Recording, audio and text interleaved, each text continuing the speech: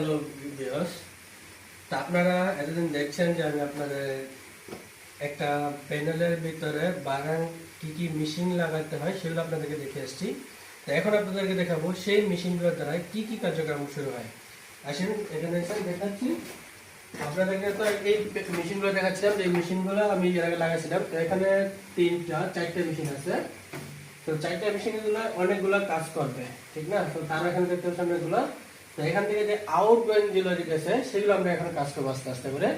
তো এখানে দেখেন যে একটা প্যানেল আছে, এই প্যানেলটা আপনার মূলত কাজ করবে আপনার এসিও রুমের কাজ। এটা মানে ইয়ারফোনের, সেটা হলো ইয়ারফোনের মেশিন। এখানে দেখেন এটা হচ্ছে ইয়ারফোনের মেশিন, দাঁতের সাথে এটা।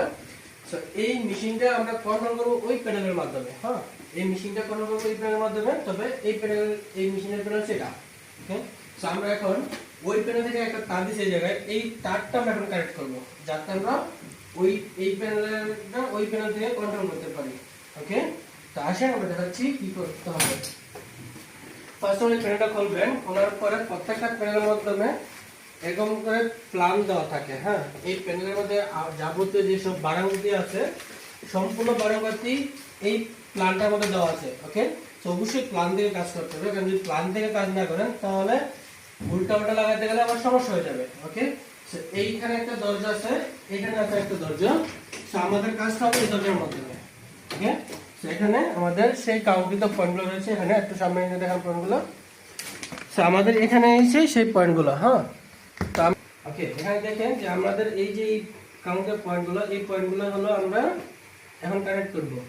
আমরা ওই প্যানেল থেকে এখানে তিনটা তার নিয়ে আসছি। একটা ভিতরে আছে আপনার 8টা তার, এমনিতে আছে 2টা তার। এই তারগুলো এখন কানেক্ট করব এখন, যাতে এটা আমরা ওই প্যানেলের দ্বারা কন্ট্রোল করতে পারি ইনশাআল্লাহ।